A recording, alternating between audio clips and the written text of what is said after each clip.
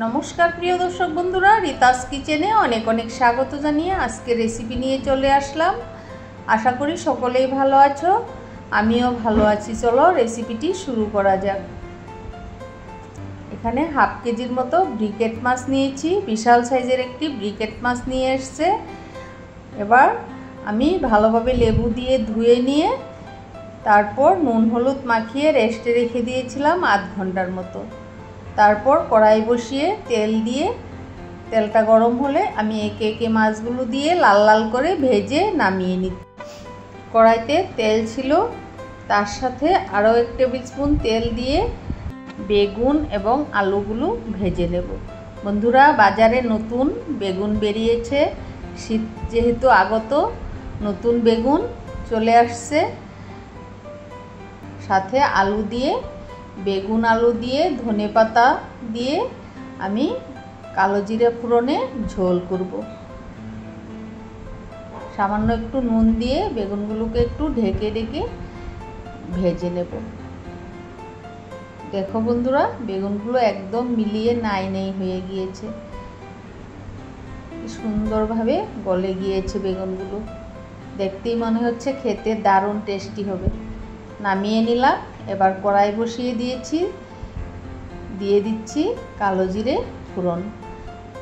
ফোড়নটা ভাজা ভাজা হয়ে এলে দিয়ে দিলাম কাঁচা লঙ্কা, আদা বাটা, দিয়ে দিচ্ছি হাফ টিস্পুনের মতো গোটা জিরে বেটে নিয়েছি, দিয়ে ভালোভাবে নাড়িয়ে চাড়িয়ে কষিয়ে নেব।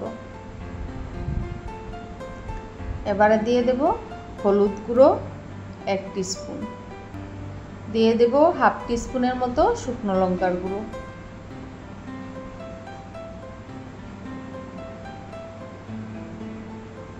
এবারে বাটি ধোয়া জলটা দিয়ে খুব ভালো করে কষিয়ে নেব।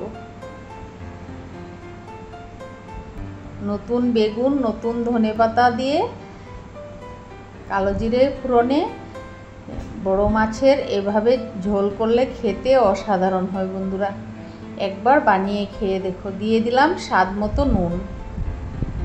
এবার খুব ভালো করে কষিয়ে নেব।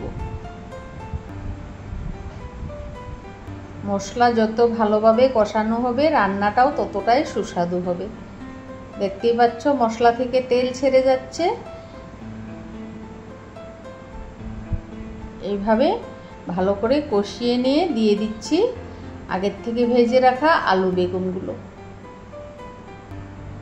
এবার হালকা হাতে একটু নেড়ে চেড়ে আরও কিছুক্ষণ কষিয়ে নেব।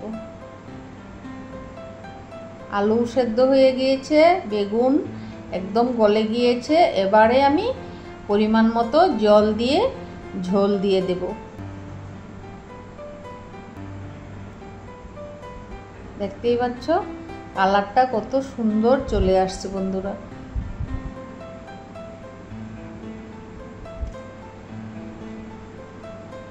এবারে ঝোলটা ফুটছে, আমি আগের থেকে ভেজে রাখা মাছগুলো দিয়ে দেব।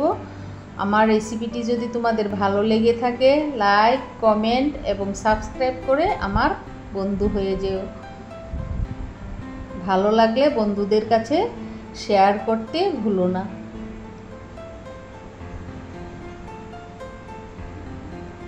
মাছগুলো দিয়ে দিলাম, তারপর আরও 5 মিনিটের মতো ফুটিয়ে নিয়ে দিয়ে দেব কুচিয়ে রাখা ধনেপাতা।